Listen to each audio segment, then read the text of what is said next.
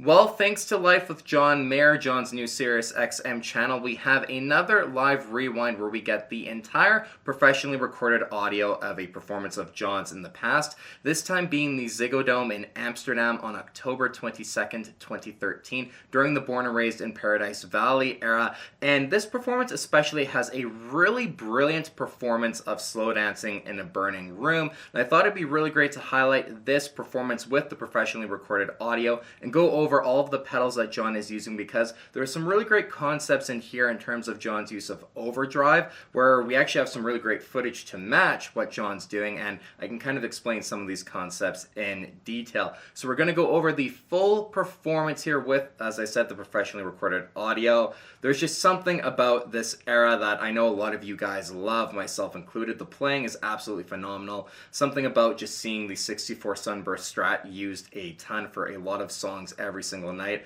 It's just extra special, and this one is just an era that we all look back very fondly. So very incredible that we got a professionally recorded version of one of the shows from the Born and Raised in Paradise Valley era. So let's get right on into the full breakdown of slow dancing in a burning room's pedal and some of the concepts of gain stacking, especially that John's doing in it. Now, I think it would be worthwhile to quickly touch on John's amp rig here, and for this era, John used a 3-amp setup comprised of two Rock John Mayer signatures and Dumble Steel String Singer 002 in the middle. And this was a wet, dry, wet setup, but not with all of the effects. The wet, dry, wet part only has to do with the Bricasti M7 reverb units, which were ran into both Two Rocks on either side. All other effects were ran into all of the amplifiers together. So when we say wet, dry, wet in terms of the Born and Raised Paradise Valley amp rig, it's only concerning those reverb units. Everything else goes into the front of them. And there's one other detail here in regards to the cabinets. Those Alessandro cabinets that all the amps sit on actually have different speakers in them. And depending on what John mic'd up, he just would use different speakers depending on the night. Now, in this performance here, you can see that the bottom cabinets are all mic'd up, which means that they are Celestion Sentries in the bottom Two Rock cabinets that we are hearing, and then Alessandro Neos in the bottom middle Dumble cabinet. So those are the speakers we are hearing for this specific performance as well. So just keep that in mind, but that's just a quick touch on John's amp rig that we're hearing for this performance. Alright, we've discussed slow dancing in a burning room quite a bit on the channel and the core concepts in terms of what pedals John would use normally for this song. This version follows that mainly. However, there's one thing that John does when it comes to the solo that I at least don't personally ever remember seeing him do before, which just makes it that little bit more interesting. Plus, of course, we have the professional audio from the show.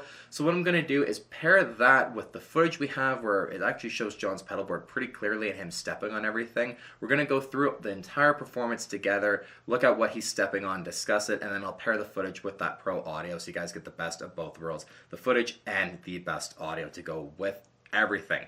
Now, this specific version of Slow Dancing in a Burning Room actually begins with an outro, and it's the outro solo of Going Down the Road Feeling Bad, and it's a very unique way of starting the song, kind of builds everything up out of nowhere with a solo, and then we actually launch into the main part of Slow Dancing in a Burning Room.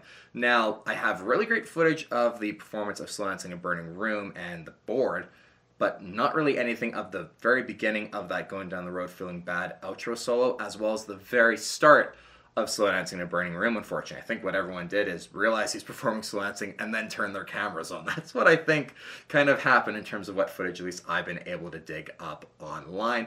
However, for the intro solo, I can guarantee you guys it was at least Klon Centaur into Ibanez TS-808.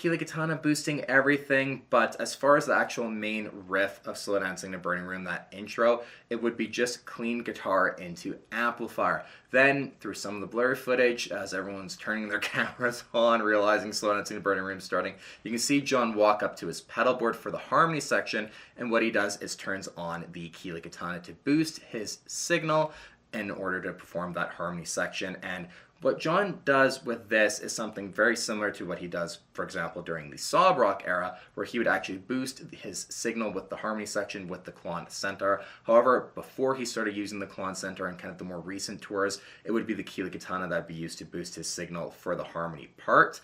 Now, he turns the Keeley Katana off when the harmony section is done. That is why we know that that's what he turns on when he walks up to the pedal board before the harmony section starts. That's what he turns off. So that's what we're going with there for the intro. I promise you guys the rest of the footage is a lot better.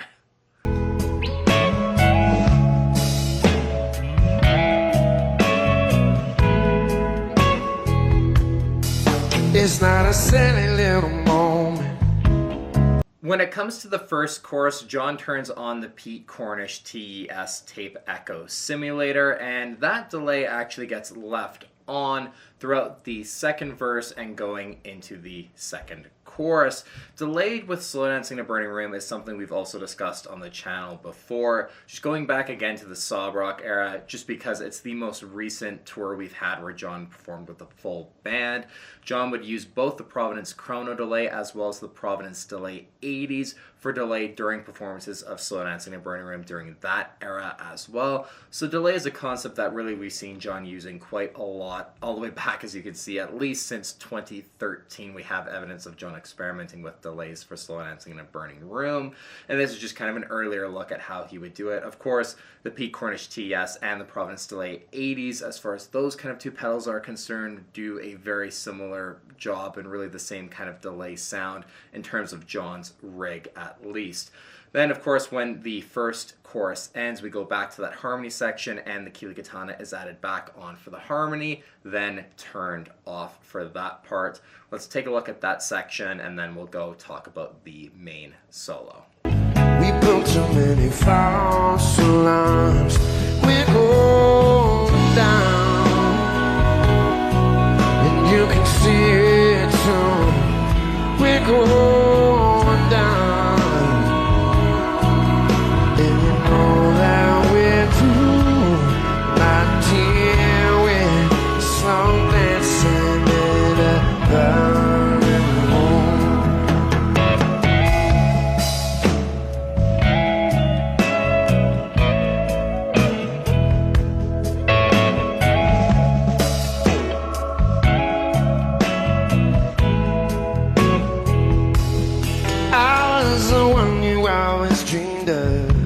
Okay, so now this brings us on to the very first solo, and whereas I mentioned earlier on in the video, John does something that at least I don't remember ever seeing him do before.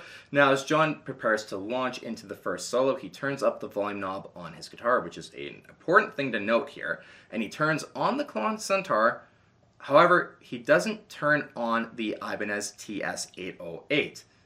He just keeps the Klon on and only stacks for the solo with one pedal. He doesn't gain stack like he normally would do for the solo of Slow Dancing in a Burning Room, which is just really weird. He also turns off the Pete Cornish TES as well, kind of as a thing, okay, you know what, I'm just not going to use delay for the solo. But it's really just interesting to hear nothing but the Klon Centaur for the entirety of the very first solo. And the last point here before we listen to that first solo that I want to touch on is I mentioned the Ibanez TS-808, and that's because during the Born and Raised in Paradise Valley era, you'll see different shots of John's board where he had the TS-10 on it, and then sometimes he'd have the TS-808 on it. During this time, he was just kind of experimenting with the different tube screamer pedals, but as we know, he's stuck with Ibanez TS-10 in the long run. Just during this time, you saw the 808 used sometimes, which is just kind of cool to change things up. Anyways, let's take a listen to the very first solo. Again, all you're hearing is just the Klon Centaur, and I had to watch that a few times just to make sure. There's no time he steps on the 808 that I just was missing and not seeing, but no, it's just the Klon. So here we go. Slow dancing in a burning